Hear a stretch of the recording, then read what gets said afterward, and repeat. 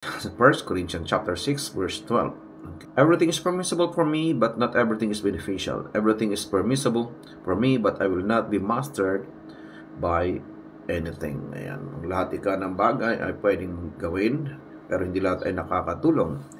Pwede namang lahat ay may pahintulot lahat po yan para sa akin, Sir Pablo, pero hindi ko papahintulot na ako ay gapusin o itanikala ng anumang bagay. Okay? Para yung addiction, para hindi ka maging addict o kaya hindi ka maitali sa isang bisyo yan kaya, o di kaya ay tao, o di kaya ay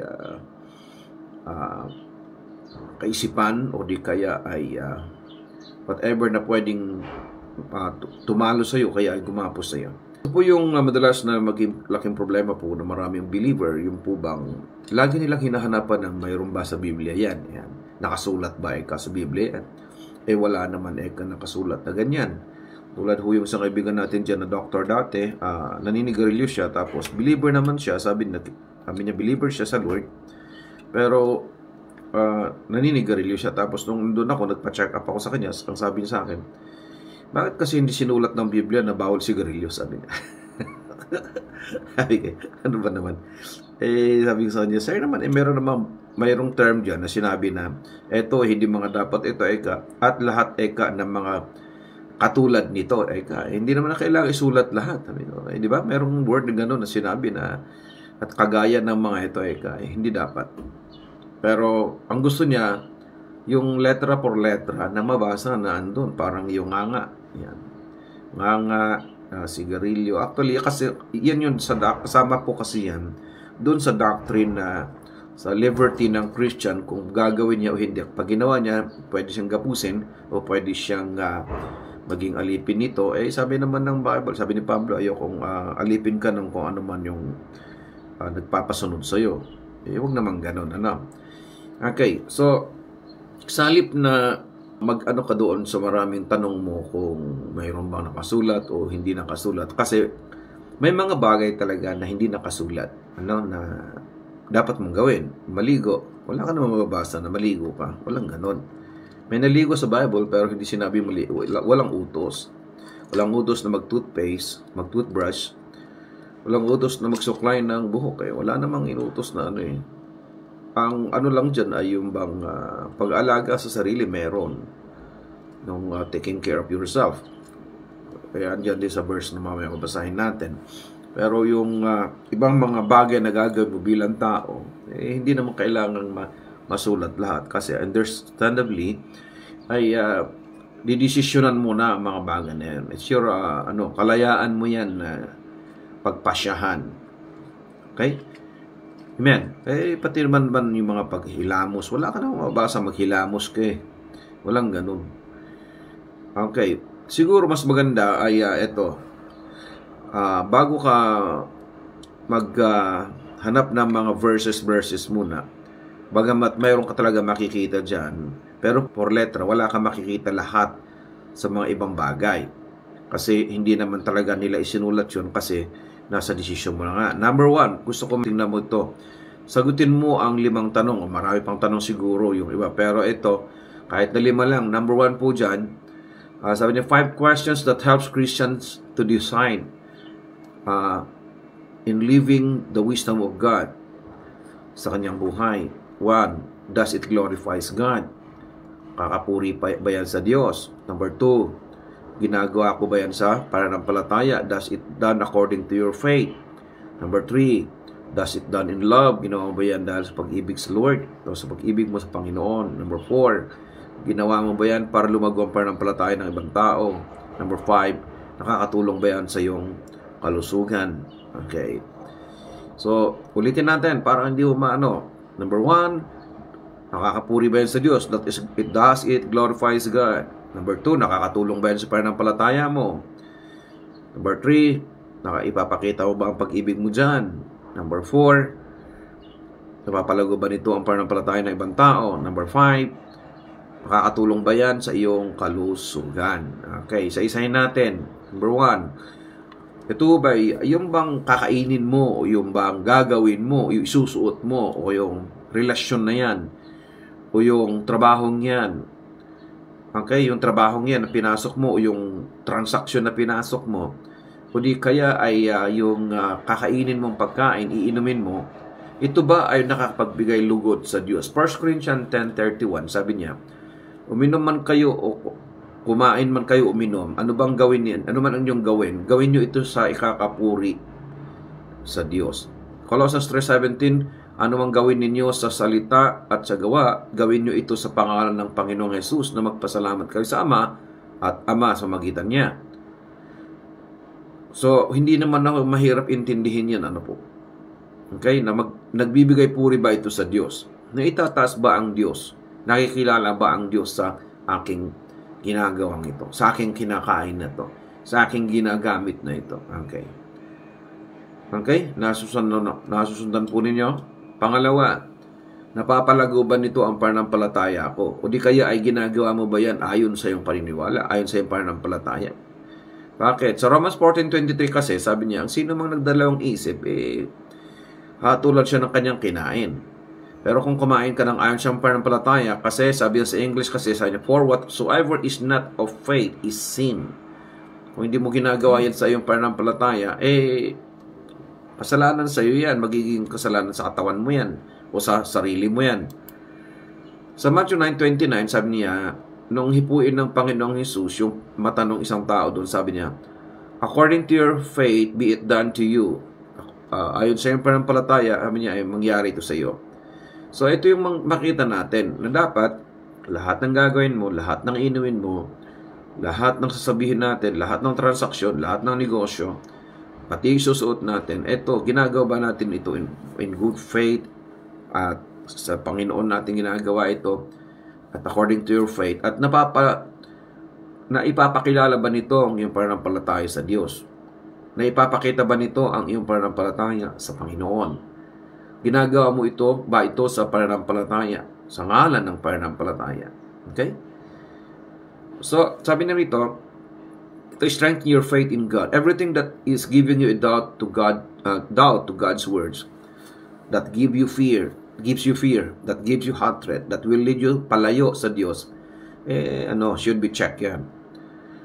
A friend, a relationship, a work, or a movie, a dream, or a thought, kahit panaginip. O na naginip ka, at yung panaginip mo ay nagtatanim ng takot, o nagtatanim ng pagdadalawang isip mo sa salita ng Diyos, o nagkakaroon ka ng paniwala sa ibang power. 1 John 4:1, believe not all spirits, sabi niya. Kapag ang lahat ng dumarating sa buhay mo, either sigarilyo ba yan, or either mama, o nganga, or either alak, or either anumang trabaho, o anumang bagay yan. Of course, may mga bagay pang ibang part ng kasulatan dyan, pero ito, na i-display ba niyan ang faith mo? Ginagawa ba yan in the name of faith? Napapalakas ba niyan ang pananampalataya mo? Na ilalapit ka ba niyan sa Diyos? Simple as that sana, pero hindi siya simple. Kasi kahit alam mong nakakapanghina sa'yo, ginagawa mo pa rin. Yung kaisipan, yan.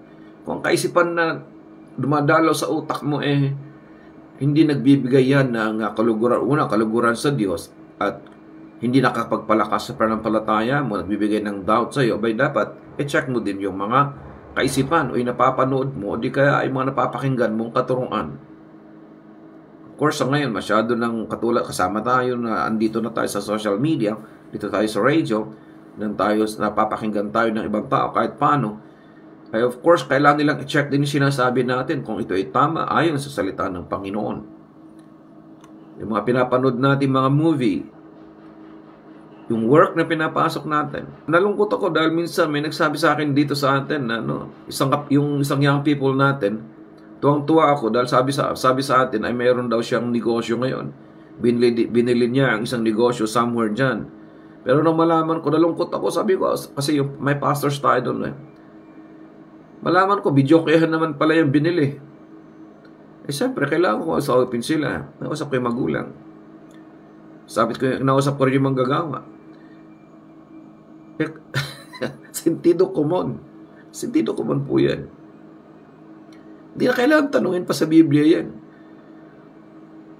Dahil deep inside of you, kung Christian ka, maintindihan mo, may spirit sa'yo ng Diyos magsasabing, no, mali yan. Ngayon, kung dahil yung batang ito ay hindi pa niya naintindihan ito, kayo magulang na mananampalataya, ay dapat itama siya. Nagagalit, may karapatan kayo magalit. Itama niyo siya. Okay? Alright, eto pa, sabi niya, pangatlo, dash it done in love, 1 Corinthians 16:14. Sabi niya, gawin niyo ang lahat ng bagay ng may pag-ibig. Sa 1 John 3:18 nga, sabi niyo, kayo umibig sa salita lang. Pakita niyo ito sa gawa. May mga bagay sa lupa na madalas natin ginagawa kahit ayaw natin, especially sa mga works natin. But we need to apply love para hindi natin nilalabanan ng anumang bagay sa ating ginagawa o gagawin. Apply love. Huwag puro laban lang sa buhay. Alam mo, naintindihan ko ibig niyo sabihin na laban lang, na sinahirapan na tayo eh. And there's time to laban talaga. Walang problema dun. Pero kung ito ay gagawin mo ang paglaban mo ay palitan natin ito ng pag-a-apply ng pag-ibig ng Diyos. Yung ginagawa mo sa Panginoon, maaaring mahirap nga, mas mahirap nga yung ministry mo o yung sa family mo at sa bayan. At dahil mas higit na kailangan ay ang to love what you are doing. Importante po yun. Pag reklamo ng reklamo, pray ka ng trabaho, tapos nung nagtrabaho ka na, reklamo ka ng reklamo sa trabaho mo. Kaya ako minsan, ingat sa pray ng trabaho. At pag binigay kasi, lalabanan mo ulit. Laban lang ka ng laban ka lang. Post ka ng post sa social media. Laban lang, laban lang. Pinag-pray mo yan, di ba?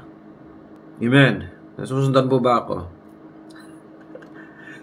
Pero po tayong kapatiran, nag-pray, nagpa-pray over, sabi niya, Pastor, pray over niyo nga ako. Bakit? Gusto ko po mag-abroad, sabi niya. Pinag-pray mo na ba yan? Sabi ko, nag-usap na ba kayo ng family mo? Opo, sabi ko sa akin lang, ang payo ko sana, kung maaari lang sana ka ako, dahil malit pa anak niyo. Sa akin lang I feel so uncomfortable na mag-abroad ka. Pero of course, may decision naman kayo. But ito akin, sinabi ko yung akin, but I pray for her. Nag-pray daw siya, nag-fasting daw siya, punta siya. So nag-abroad. Pagdating doon, mga ilang buwan yata, sumulat. Hirap na hirap daw siya dahil 3 bahay daw yung binigay sa kanyang trabaho. Isang bahay lang ang kumuha sa kanya, pero 3 bahay pinapalinis sa kanya. Kaya sabi ko, wala na kami maitutulong sa iyo dyan na anumang physical na gawin. Pero ang panalangin namin, makayanan mo yan ng iyong health. At eto, sabi ko sa kanya, applyan mo ng pag-ibig yung ginagawa mo. Maaring galit sila, maaring inaglahe kanila or inaapi kanila, sabihin na natin lahat. Pero andyan ka na eh. Sabi ko, sinagot ng Diyos yung prayer mo eh. Hindi ko alam lahat kung anong contents ng prayer mo, pero sabi ko, andyan ka na. So, pinaka-the best may advice ko sa iyo, apply love to what you are doing. Pakita mo na kahit nahirapan ka, gusto mong maglingkod. Do it as it is sa Panginoon. Diba naman sabi sa Colossians 3:23? Diba? Yun naman ang sinabi niya. Nagawin mo ito ng parang sa Diyos mo ginagawa. Amen. Okay. So, kapag ginawa mo ng may pag-ibig ang isang bagay, maipapakita mo ba sa ginagawa mo ang pag-ibig ng Diyos dyan? Naya-apply mo ba ang pag-ibig ng Diyos sa iyong kinakain? Sa iyong relasyon? Sa iyong gagawin?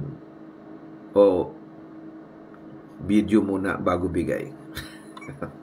Wala problema doon. Mga kapatid, uso ngayon sa atin sa social media, ano po itong pipicturan bago bigay. Siyempre, content eh.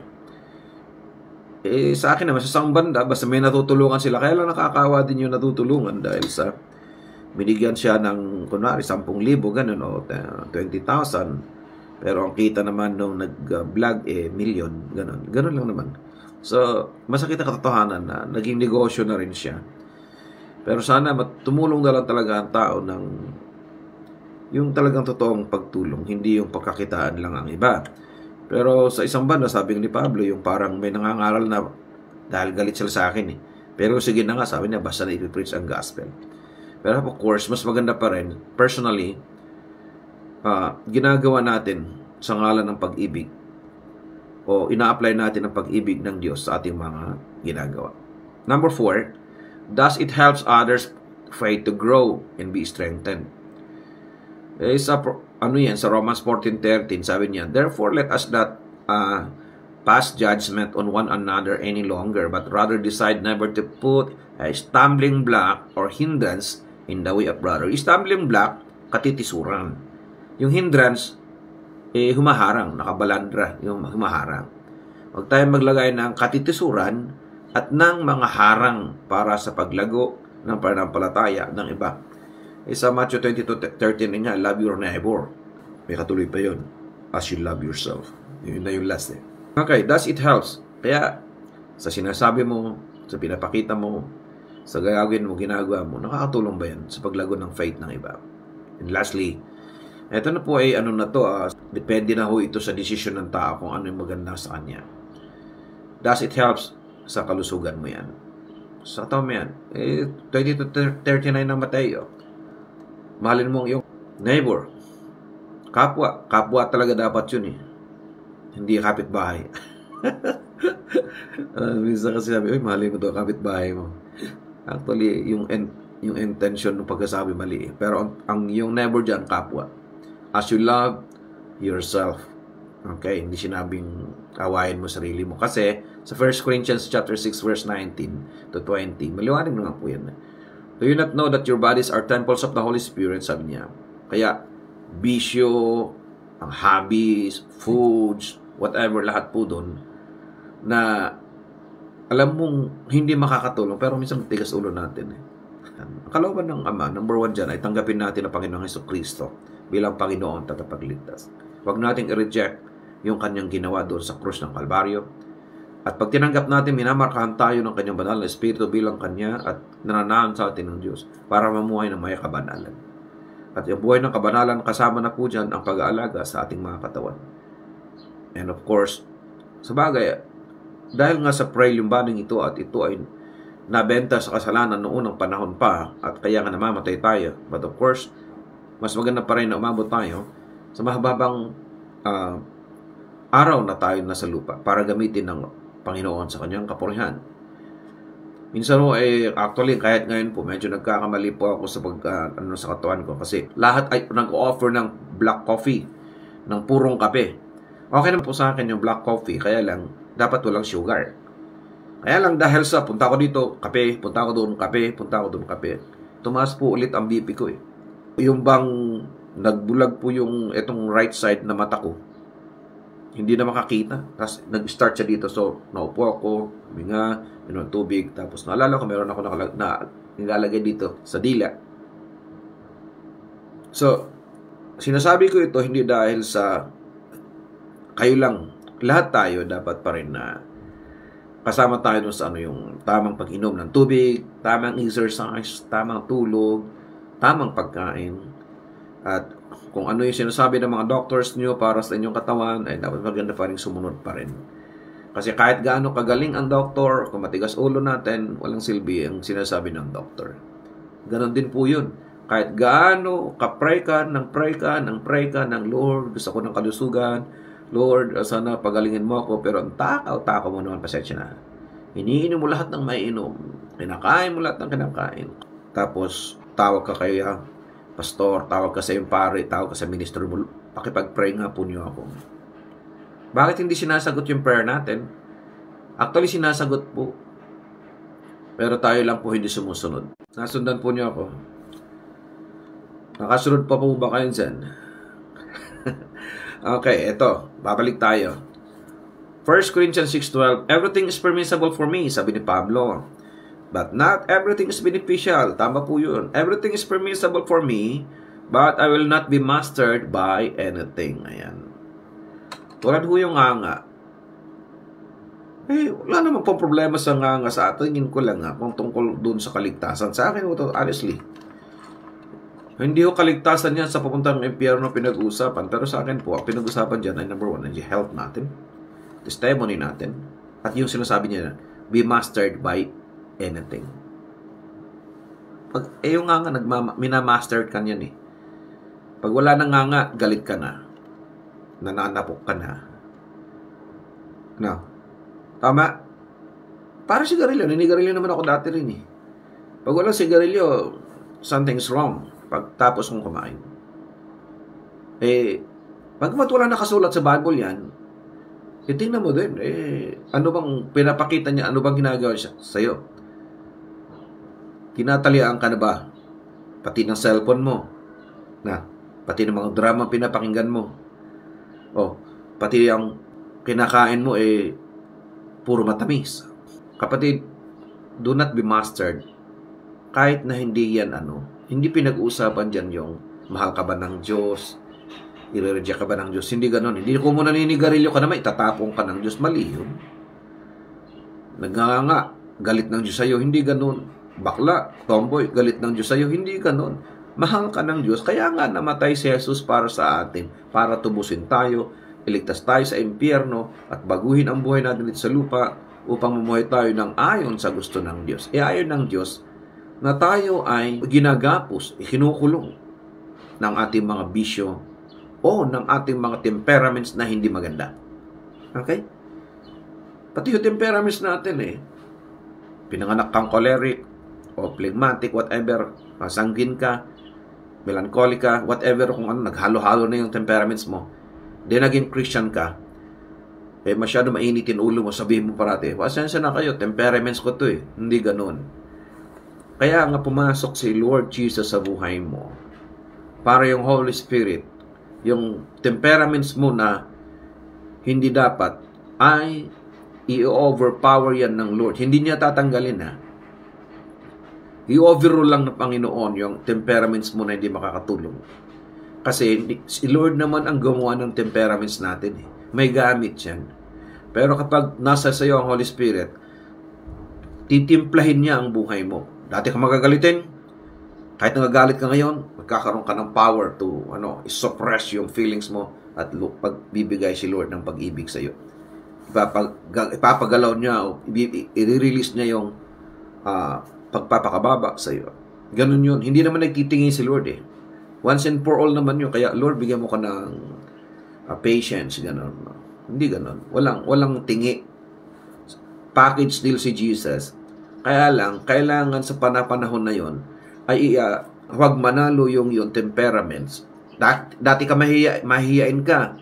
Dati ka matatakutin. Pag nasa yung Holy Spirit, nasa yung Panginoon, magkakaroon ka ng boldness, magkakaroon ka ng tapang, magsabi ng katotohanan. Ganon. Matatakutin ka, magkakaroon ka ng tapang. Ganon. Hindi tatanggalin ni Lord yung takot. Bibigyan ka lang niya ng control doon sa mga bagay na sisira sa iyo. Naninigarilyo ka, hindi na makakatulong sa health mo yan. Hindi na nakatulong sa bulsa mo yan. Hindi nakakatulong sa environment mo, sa mga anak mo. Doon pa napupunta yung pera mo. Sa tingin mo kaya, ang dahilan na dapat itigil mo ay dahil sa pinag-uusapan na kaligtasan sa impyerno o kaligtasan dito sa mga bagay sa lupa na ayaw ng Diyos na ikaw ay mabilanggo, na ayaw ng Diyos na ikaw ay magapos, na ayaw ng Diyos na ikaw ay maging adik. Tama ba yung term? Yeah. Ayaw ng Diyos yun.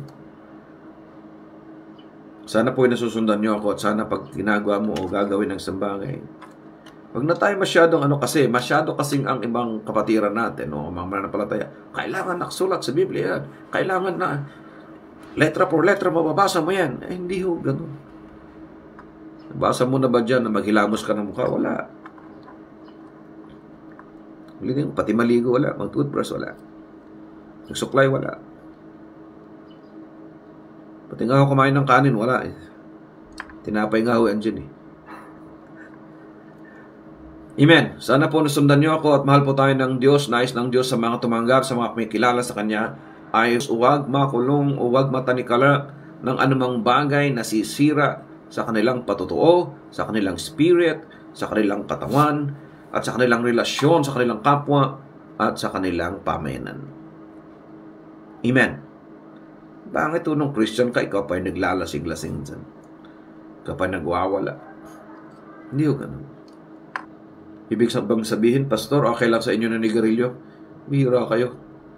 Sino nagsabing okay yun? Sa mga taong pumili nun, okay sa kanila, pero sa akin, hindi. Lalo at mausok, mahina ang lungs ko. Ayoko. Kahit nga doktor sabihin sa'yo, itigil mo na yan pero ayaw mo, di ba?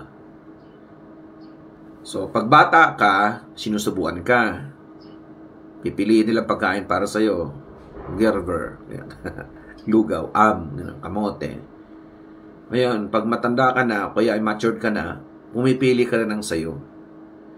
Christian liberty is, meron tayong sariling pagpapasya kung ano yung mga kakainin natin. At may kinakain ka na hindi ko kinakain. At may kinakain sila na hindi mo kinakain. At maring hatulan mo sila. Pero sabi ng Bible, huwag mo hatulan ng iba sa pagkain nila. Kasi hindi naman tayo doon naligtas. Amen. Isang dalangin ko na ito. Maibigay sa mga kapatiran ang tinatawag ni Pablo na 1 Timothy 4:8, sabi niya, ay yung physical na discipline ay nakakatulong yan. Higit sa lahat yung spiritual na disiplina dahil nagbibigay ito ng magandang outcome hindi lang sa buhay na to kundi sa buhay na pangalawa. So yung disiplina ay sa katawan, maganda yan. Ito yung sinasabi niya. At sa mga kapatid na nagtatanong kung saan ba makikita sa Bible ang mga ito, yung literal na makikita nyo na bawal ba ang nganga, bawal ba ang sigarilyo, bawal ba ang ganito, hindi ho ganun kasi. Pwede ko kayong basahan ng mga by implication ng mga verses, pero gusto kong mas maging matalino tayo. Mas maging matalino kayo sa pagde-decide, ay tingnan nyo po yung ganun. Tingnan nyo kung ito ba talaga ay nakakapuri sa Diyos, ito ba ay ginagawa nyo nakapagpapalago sa yung faith sa Lord, naipapakita ba ang faith nyo dyan? And thirdly is, naipapakita ba ninyo ang pag-ibig nyo dyan? Lumalago ba ang pananampalataya, yung pag-ibig ninyo sa Panginoon sa ginagawa nyo? And nakakatulong ba ito sa inyong kapwa? Ibig sabihin, nakakapagpalago ba ito ng faith ng iba? And lastly is, nakakatulong ba ito sa inyong health? At kapag sinagot po nyo yan, nasa inyo na po yan, basta kayo po ang una, higit sa lahat talaga. Ang tunay na pagbabago po ay hindi yung matanggal kagad ang bisyo. Magandang tanggalin po ang bisyo. Dapat lang kung hindi na po ito nakakatulong sa ating pong katotoo, hindi nakakatulong po sa ating katawan, at hindi nakakatulong sa ating kapwa, at pati sa ating pinansyal ay hindi nakakatulong. Talagang dapat lang tanggalin. Pero, ang una ho talagang dapat dyan, hindi kung ano yung tinanggal mo, kundi kung ano yung pumasok sa iyo. Sabi ng Panginoon, ako'y tumutuktok sa pintuan ng inyong puso. At ang sino magbukas sa kanyang pintuan, ako'y papasok sa kanya. At ako'y kakain kasama niya. Sa Pahayag 3:20. Ibig sabihin po nun, nais ng Diyos muna na pumasok siya sa buhay natin. At siya ang ating makasama. Upang sa ganon, kapag siya ay pumasok na, iayos niya po ang ating buhay. Yung disiplina na kailangan natin para may pamuhay ang kabanalan na nais ng Diyos na ating pamuhay. Hindi dahil sa bawal ito, bawal yan, bawal yon, hindi ganon. Kundi dahil sa alam natin hindi ito tama at sinasabi ito ng ating Panginoon sa kanyang salita at sa kanyang Espiritu na sa atin.